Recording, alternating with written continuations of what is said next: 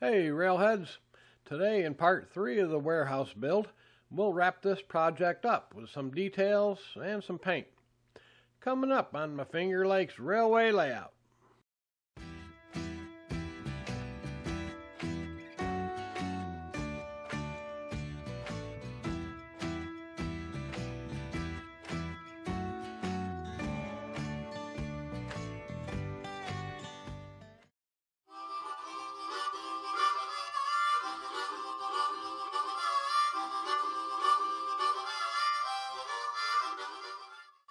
Well, now for some details.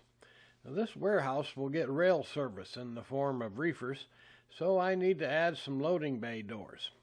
I took some time to plan these out and draw up a little sketch, and I actually did some planning on the core itself, taking into account how much room I had and how I wanted it to fit. Well, then I realized 3 buildings would really look good here, so we're having triplets. I build them all pretty much the same way. I used a chisel blade hobby knife to help pry the styrene out of the door openings. I didn't cut openings in the core itself, and on the other 2 buildings I didn't even cut openings in the siding. I just glued the doors right over the siding. I cut out some evergreen 4526 metal siding for the loading bay doors. This was 40 thou thick with 40 thou spacing between the ribs. I just went with what I had that looked okay, and then I glued some styrene strip for the frame. You can see how I cut the strips a little long, and then used the chisel blade to trim them to length after they were glued in, and no measuring involved. This little piece is supposed to be part of a roof vent, but I'm going to try to use it as a light fixture. I'll drill and install a nano LED light later. I added some landings at the doors. I'll paint them a concrete color later. They're just pieces of 60 thou styrene from the scrap box. I glued a piece of evergreen angle underneath, and that'll give me more gluing surface when I attach them to the building.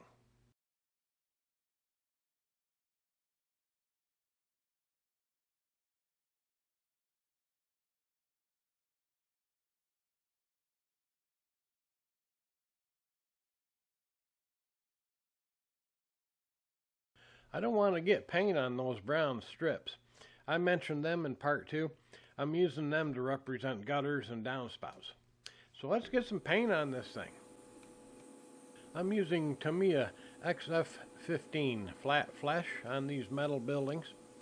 I'm not getting very uniform coverage because my lighting is not good, and partly because I thinned my paint so much. But I kind of like the overall effect of an aging and weathered building. Well, I got to come up with some better lighting.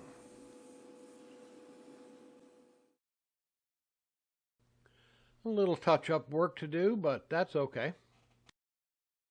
That white spot on that strip where it looks like the tape pulled the paint up, but it's not. I just got too much cement on it when I was gluing it down. These are the same Walthers details from the part 1 video. I airbrushed them a real light gray. Now I'm adding some dirt. Time for the wall details. I taped right next to them with a Tamiya tape, and then used cheap painter's tape to fill in. And notice the untaped area between the 2 bay doors. Now surely I can avoid shooting paint on that big space, right? Well, sometimes I think I give myself too much credit. I'm using Tamiya XF12 JN Gray here. Now see, I got my lighting better. It's still not perfect though.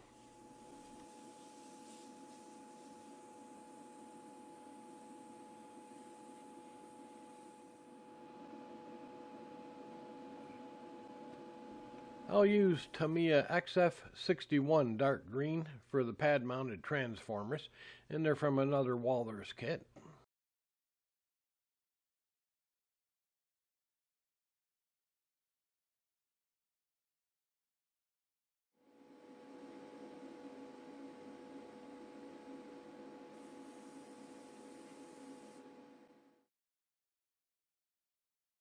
More roof details. HVAC units. I hand brushed the vents a dark color, then airbrushed a light gray, trying not to get too much on the vents.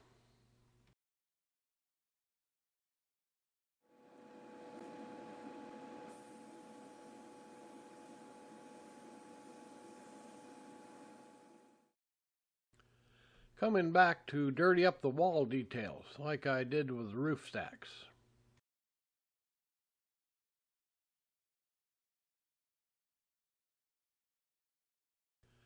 Same technique with the bay doors and landings.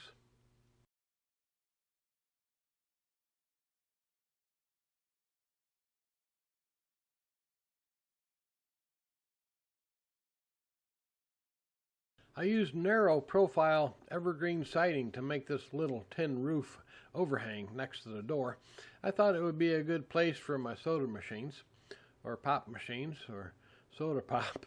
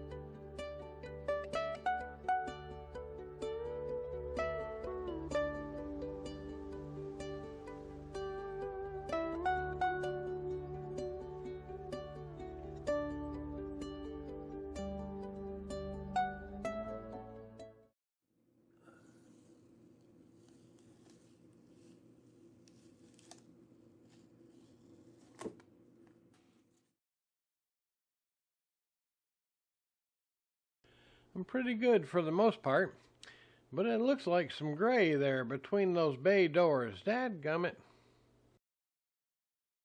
Well, you can't go back over it with a brush, and to me, there's too much IPA in it. I tried, it just made it worse. Well, I guess this will be a good place for a sign then. I used a number 46 drill bit in my rotary tool for the Just Plug LED lights.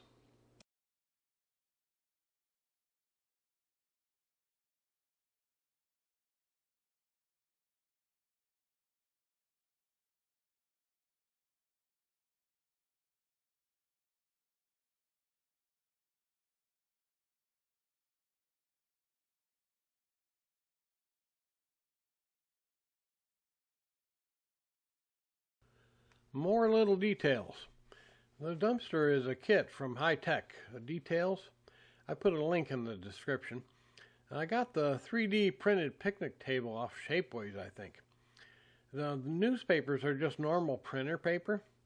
I printed HO scale newspapers I found on the web, cut them out and dunked them in diluted matte medium and stuck them on the picnic table. The same for the rug looking thing on the dumpster. It tore a little, so bonus. I added a couple signs.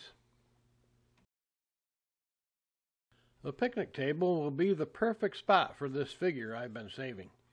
Model U figures are always good.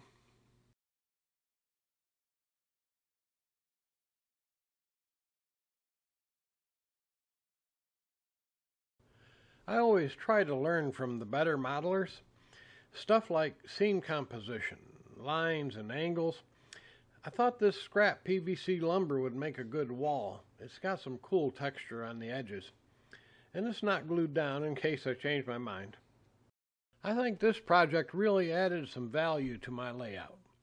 I was getting kind of tired of these lame cardboard boxes. I feel like my scratch building skill set really improved as well. I'm ready to tackle the next industry. Hey, take care, everybody. Thanks for watching.